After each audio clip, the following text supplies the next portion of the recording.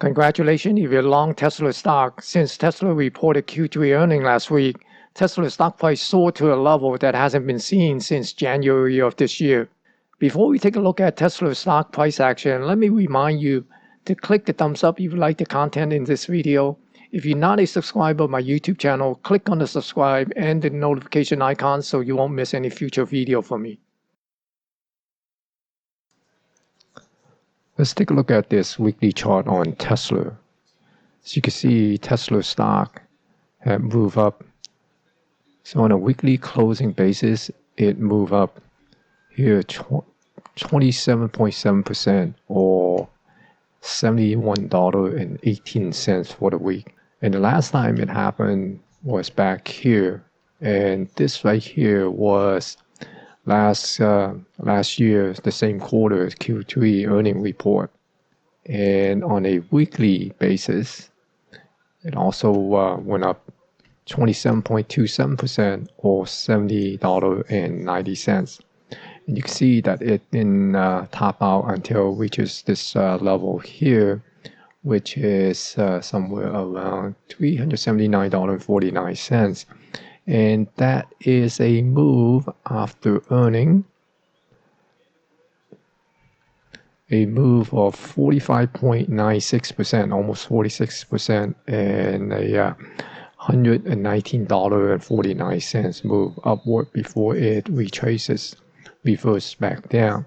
So will we see the similar type of movement this time around? If so, let's see if it move up to this level. And that represents a 32.29% or a $122.54. Realistically, we know the stock price doesn't just go straight up, and we will most likely see some consolidation or profit taking in the coming days after such a strong move. So what are some of those levels that we might see the price pull back to? Let's take a look at this market profile chart. We're just going to use this chart to identify some potential support and resistance area. And we're going to concentrate on Friday's price action. So we're going to zoom this in.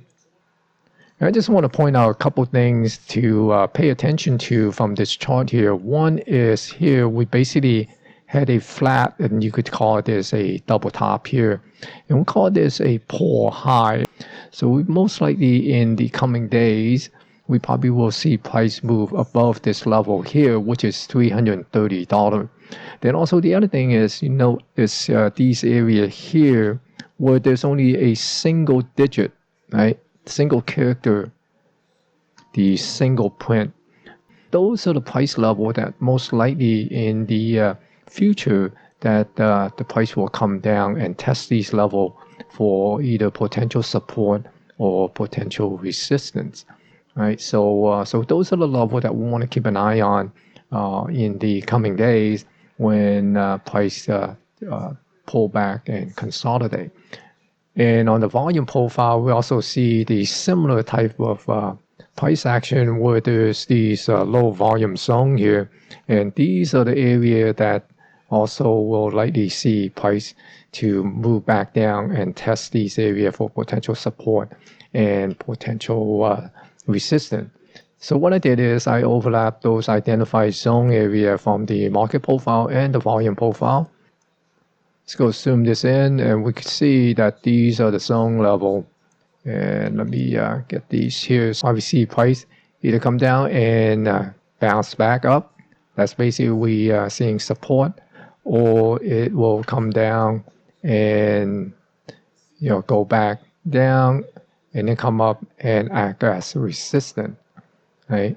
Okay, so we could see something like this, right, as it come to, and some of them, they will auction here for a while and start to fill in some volume and start to show some acceptance, right, before it come down. So we could see, so those are the price level to keep an eye on in the coming day.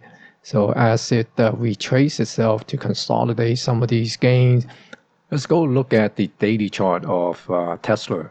Here I have updated that the earning result which is $1.86 EPS, and the actual revenue is $6.3 billion.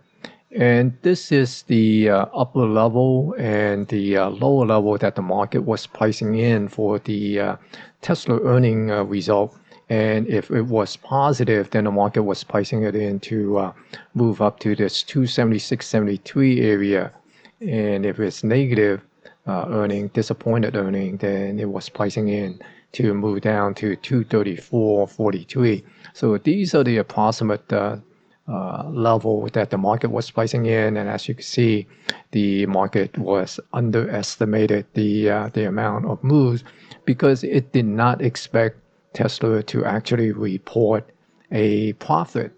Maybe they were expecting a slightly better, less loss, because the whisper number for the EPS was actually 25 cents loss per share instead of 41 to 42 cents a share. If Tesla reported a loss of less than 41 cents or 42 cents, but also better than 25 cents, then we might see this number get tagged. But when it has such a big surprise of reporting a profit with an anticipated loss, this is what happened, right? So right now on Friday, it went to a high of $330 before it pulled back a bit during the close. So right now we are looking at the possibility of the price maybe work itself back up to this level first, to the 352. That's this pivot high, and there is also a gap here that could get filled on its way up toward this 352, right? And this is the upper range number, 389.61. But right now, we're basically focusing on this area here to see how much of a consolidation or pullback would it incur before it moves and pushes up to this 352 to fill in this gap and then come up and take out this pivot high. Now, the key thing to watch is we want to make sure that Tesla doesn't come down and fill this earning gap. If it does, then that would be very bearish, because then essentially this is nothing more than a massive short covering. And then once those short is covered as short, then there is no real long-term buyer to buy the stock, continue to push it up. Right. So those are the things that we want to watch in the coming days.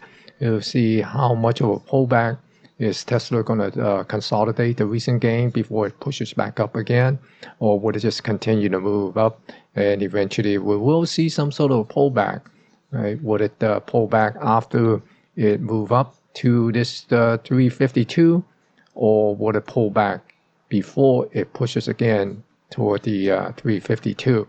So those are the questions that we cannot answer, except the market will let us know what it will do.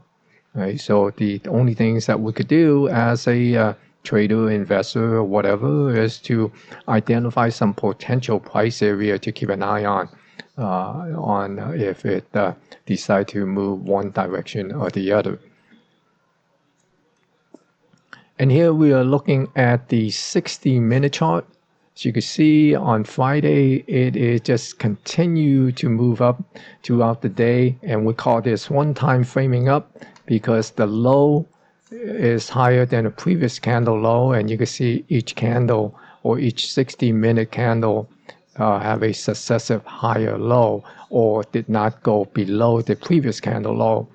Even in the last half an hour, it basically print a inside candle, although it show a little bit of a pullback during the last half hour. So we'll see how this will play out on Monday when it open. Looking at the 15-minute intraday price chart, you can see here these price zones. Those are the single print and low volume zone that I have identified earlier using the market profile and the volume profile chart. You can see that the price here is basically pretty much just move straight to these low volume area without any overlapping price action from one time interval to the next. So those are the price zone that we'll keep an eye on in the coming days to see as it pull back or consolidate again, to see where it will find support and start reverse back toward the upper range of 389 area.